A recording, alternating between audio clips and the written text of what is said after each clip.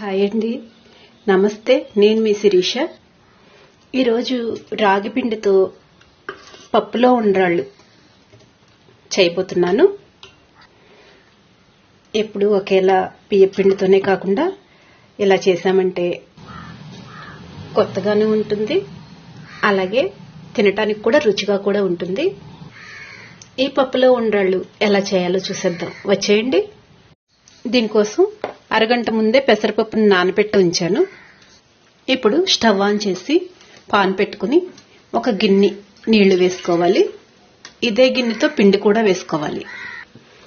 దీనిలో చిటికెడు ఉప్పు వేసుకోవాలి. అలాగే ఈ పిండి తినేటప్పుడు చప్పగా లేకుండా ఒక 2 స్పూన్స్ బెల్లం వేసుకోవాలి.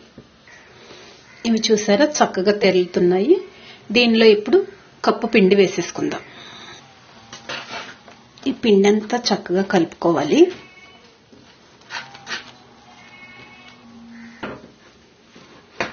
స్టవ్ ఆపేసి ఈ పిండి అంతా బాగా కలపాలి. పిండి అంతా ఈ విధంగా కలుపుకున్నాక దీన్ని పక్కన పెట్టుకోవాలి.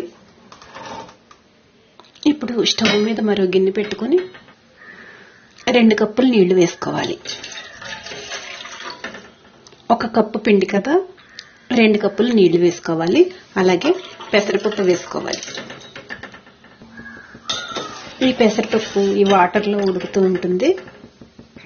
పెసరపప్పు ఉడికేలోగా ఈ పిండిని మనం సాఫ్ట్గా చపాతీ ముద్దలా చూసారు కదా, ఈ విధంగా కలుపుకుని చేతికి నెయ్యి రాసుకుంటూ చిన్న చిన్న ఉండ్రాళ్ళలా చేసుకోవాలి.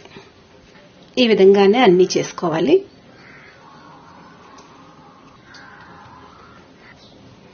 ఇలా అన్ని చేసి పక్కన పెట్టుకోవాలి. ఇక్కడ పెసరపప్పు అయితే ఉడికిపోయింది. ఇప్పుడు ఉండ్రాళ్ళను వేసేద్దాం. ఈ ఉండ్రాళ్ళను 10 నిమిషాల పాటు ఉడకనివ్వాలి. ఈ ఉండ్రాళ్ళు ఉడికేలోగా పెసరపప్పు కూడా సాఫ్ట్గా అయిపోతుంది. ఇప్పుడు దీనిలో కొబ్బరి తురుము వేసుకోవాలి. ఇవైతే సాఫ్ట్గా ఉడికిపోయాయి. దీనిలో 1 కప్పు బెల్లం వేసుకోవాలి. 1 స్పూన్ బియ్యం పిండిలో కొంచెం నీళ్లు కలిపి వేసుకోవాలి. ఇదంతా బాగా కలిపి ఒక 5 నిమిషాలు ఉడికించామంటే ఈ పప్పులో ఉండ్రాళ్ళు అనేవి రెడీ అయిపోతాయి. ఇదైతే ఉడికిపోయింది కదా, స్టవ్ ఆఫ్ చేసి పక్కన పెట్టుకోవాలి. స్టవ్ మీద చిన్న తడక పెట్టుకుని నెయ్యి వేసుకోవాలి. జీడిపప్పు కిస్మిస్ వేసి వేయించుకోవాలి. ఇలా వేయించుకున్న వీటిని ఉండ్రాళ్ళ పాయసంలో వేసుకోవాలి.